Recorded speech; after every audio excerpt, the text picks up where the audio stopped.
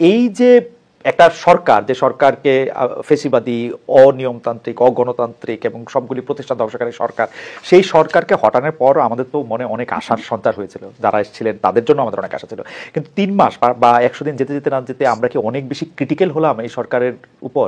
বিশেষ করে আমরা কি বিএনপিকে দেখতে পাচ্ছি যে খুবই খুবই খুবই মানে একটা সমালোচকের জায়গা নিতে, এবং এতই বেশি সমালোচকের জায়গা নিতে যে প্রয়োজনে আওয়ামী লীগের বয়ান বা আওয়ামী লীগের নেরেটিভ বা আওয়ামী লীগকে সাথে নিতেও মনে হচ্ছে যে বিএনপি খুব উৎসুক হয়ে আছে। আপনি এই জায়গাটা কিভাবে দেখেন? প্রথমত আমি বাংলাদেশের আজকের যে গণতন্ত্রের অবস্থা, এই গণতন্ত্রের অবস্থার কথা বলতে গেলে মির্জা গালিবের একটা গজল আছে, ওটার দুটো কাপ, একটা শের মানে একটা কাপলেট, খুবই ইন্টারেস্টিং। তো উনি বলছেন, हर एक बात पे कहते हो तुम कि तू क्या है,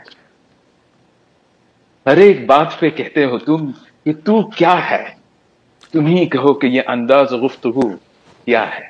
মানে উনি বলছেন যে প্রত্যেক কথায় তুমি আমাকে বলো যে তুই কে রে বাপ। Now you tell me what kind of conversation is this? So আমাদের দেশে এখন সবাই, মানুষ খুব রেগে আছে, বুঝলেন, যে এই দেশ কোনো হিলিং এর ভিতর দিয়ে যায়, একটা অভ্যুত্থানের পরে এরকমই কিছু হওয়ার কথা বাংলাদেশে।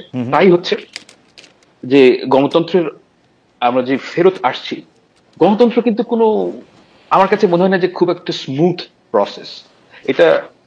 এটার মধ্যে অনেক হিকাপ থাকবে, সমস্যা থাকবেই। এই সরকার আমাদের যে আশা সেটা যে পূরণ করতে পারছে তা আমি মনে করি। এবং আমার ব্যক্তিগতভাবে আমি অনেক বেশি আশা করিও নাই প্রথম থেকে। এটার কারণ হচ্ছে যে বাংলাদেশের সব ইনস্টিটিউশন আওয়ামী লীগ ধ্বংস করে দিয়ে গেছে। এখান থেকে বের হতে আমাদের সময় লাগবে। আমাদের দেশের মানুষ খুবই অধৈর্য হয়ে যাচ্ছে। এর কারণ হচ্ছে যে সময়টা কঠিন।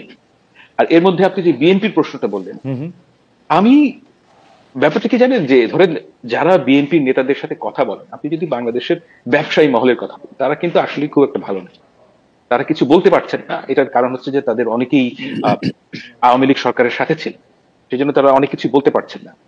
কিন্তু গ্রাউন্ড রিয়ালিটি খুব ভালো না। এবং এই কথাগুলো যখন বিএনপির কাছে তারা গিয়ে বলে বড় দল হিসেবে, তখন তাদের কাছে কথা হচ্ছে তারা নর্মালসিতে ফেরত আসতে চায়।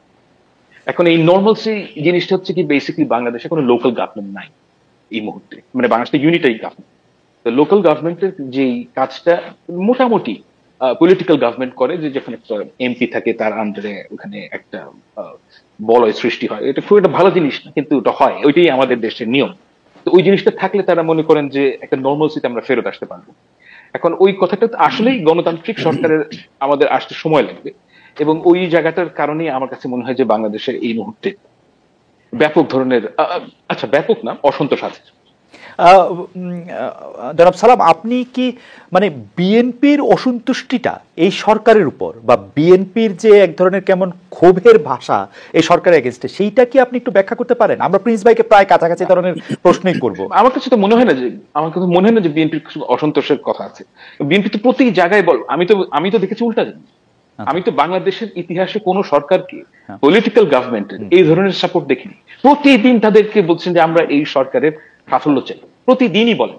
ওই কথাগুলো আসে না, কিন্তু আপনি যদি অ্যাকচুয়াল ভিডিওগুলো দেখেন, নেতারা তারেক জিয়া বলেছেন, আলমগীর সাহেব বলেছেন, তারা সবসময় বলছেন যে আমরা এই সরকারের সাফল্য চাই। এবং তারা তো আমার কাছে মনে হয় যে খুবই পজিটিভ এই ব্যাপার। এই সরকারের সাফল্য আসলে কিভাবে মাপবে বিএনপি? মানে কি হলে এই সরকার সফল বলে বিএনপি মনে করবে? মানে দ্রুতই নির্বাচন? আমার কাছে মনে হয়, আচ্ছা ব্যর্থতাটা কি এটা বলুন। এটা কখনো কখনো নেগেটিভ জিনিসটা বোঝাটা বেটার। ব্যর্থতাটা হবে তখনই যদি ধরেন বাংলাদেশ একটা এই সরকারের মধ্যে জাতীয় সরকার হলো, অর্থাৎ এই সরকার ফাংশন করতে পারছে না, আপনি উপদেষ্টাদেরকে সরিয়ে দিলেন, তারপর পলিটিক্যাল এলিমেন্ট নিয়ে এসে একটা জাতীয় সরকার তৈরি করলেন। এটা হচ্ছে ব্যর্থতা, কারণ সেই ক্ষেত্রে আমরা একটা নর্মালসিতে ফেরত যাব, যেই নর্মালসি আমরা চাই নাই। অর্থাৎ তখন মানুষ মনে করবে যে এই জুলাই বিপ্লবের যেই রেশ সেটা কেটে গেছে। এটা হচ্ছে ব্যর্থতা।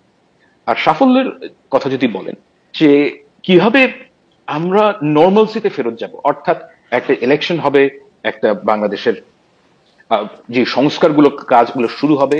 সর্বোপরি আমি ব্যক্তিগতভাবে মনে করি দুটো জিনিস আমি দেখতে চাই। অন্য সব জায়গায় ব্যর্থতা আমি মানতে রাজি আছি, দুটো জায়গায় ব্যর্থতা মানা যাবে।